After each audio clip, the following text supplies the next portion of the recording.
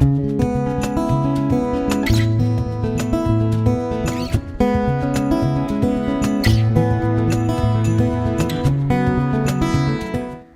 Pete from Cheap Homesteading. I'm in my garage this morning. I wanted to show you what I got on Kijiji.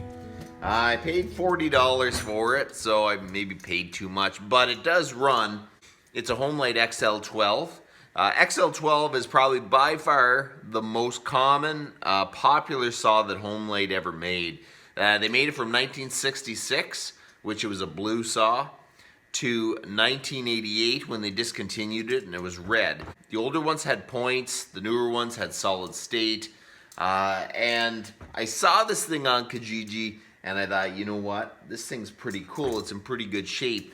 And the guy told me that it ran, so that was pretty awesome. I want to go out and give this a little bit of a try on the weekend. Just maybe not cut a long time with it, but have some fun with it. I don't see any point in having a chainsaw collection that the chainsaws don't run and put them up on a shelf.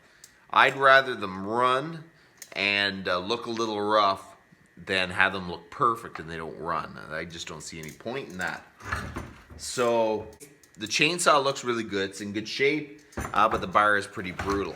And my guess is this is the original bar. See the bar? When you can move the chain back and forth like this, you have to change out the bar. This is what makes your bars run crooked, not sharpening your chain unevenly, not anything. This is what's the biggest factor, is a worn bar.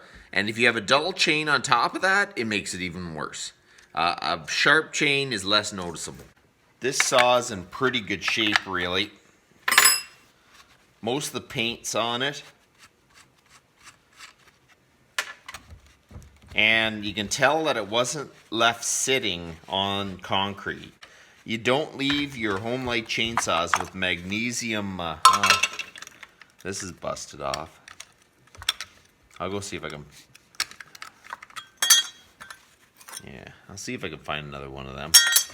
A magnesium chainsaw sitting on the floor. For some reason, there is some reaction with the concrete, and the paint just comes off it. You just don't leave them on the floor.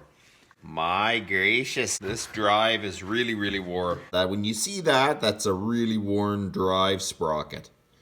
But I'm sure it'll run enough for this weekend just to get a little bit of a feel for the saw. Another thing, I have to find one of these, a plastic one of this era. The older ones were actually steel. Okay, so let's see what I got. That is a Homelite bar, but it's not really what I need.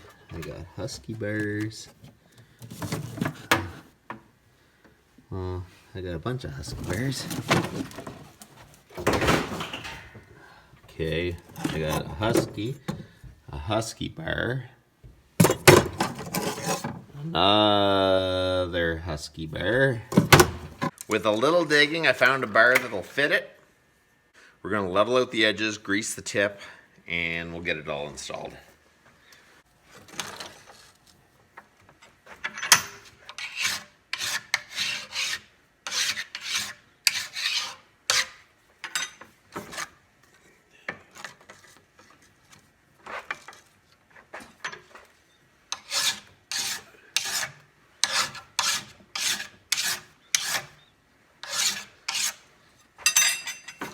Okay, I like taking the burrs off. Then it gives me a reference that the bar's been wearing down a bit.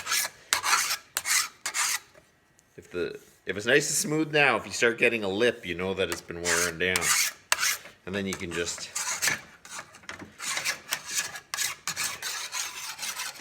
dress it again.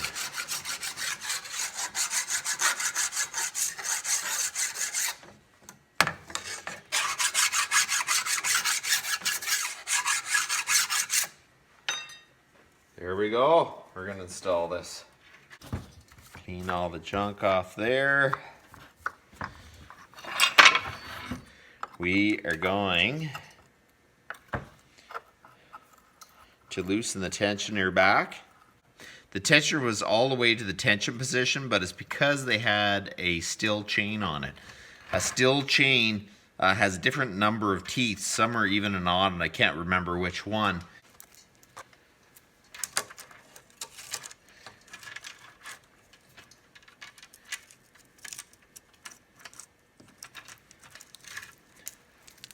Throw this in here.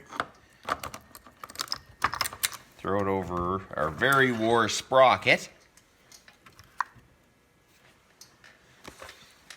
I'm gonna go see if I can find one of these. Okay, I tracked down another XL12 guard. I'm gonna throw this on. It's kind of fun to run some old saws. It's just something about them. A lot of them smoke real good. You're in the bush, and it's a lot of fun. And it reminds me of going out cutting wood with my dad, because he used an XL12, which at some point we're going to restore that one, but it's kind of in some rough shape. He used it a lot. You can hear it on the sprocket. Okay, we're going to give it just a hair more, and we are going to tighten this up. Let's see if she fires up. Okay, you turn it to the on position, you pull out the choke, and you lock the throttle to full, and you give it a pull.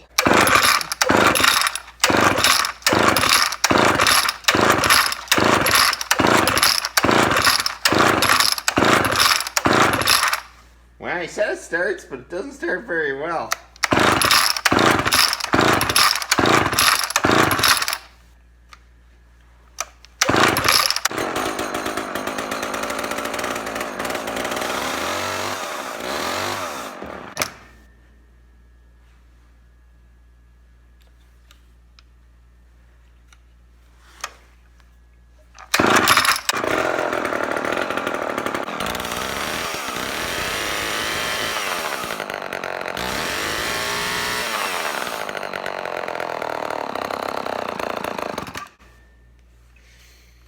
Huh.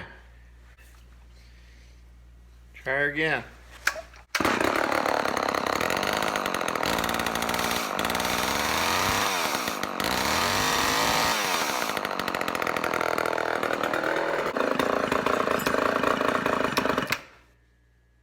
Let's try that a bit more. That's your idle.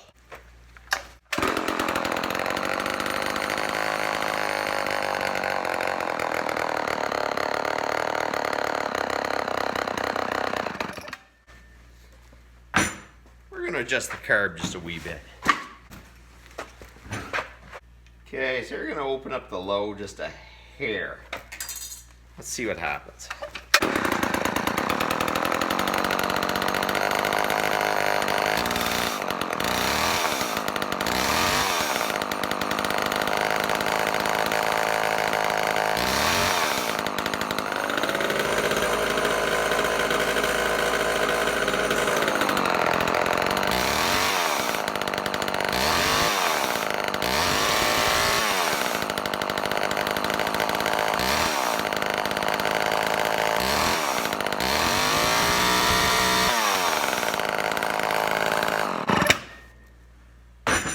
Do you see how different that saw ran? All I did was bump up the idle a bit, and then I opened up the low jet just a bit, and it starts wonderfully. I'll show you. After it's hot, one pull.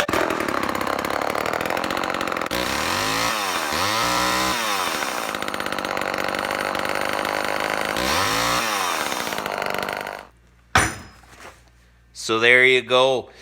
This Saturday we're going to go out and cut a little more wood with the Shindaiwa, but I do want to cut up a few trees with this. I just want to see how it runs. If it runs really, really good, I'm probably going to try to clean it up a bit, restore it, but I'm not even 100% sure I'm even going to paint it. It's the original paint.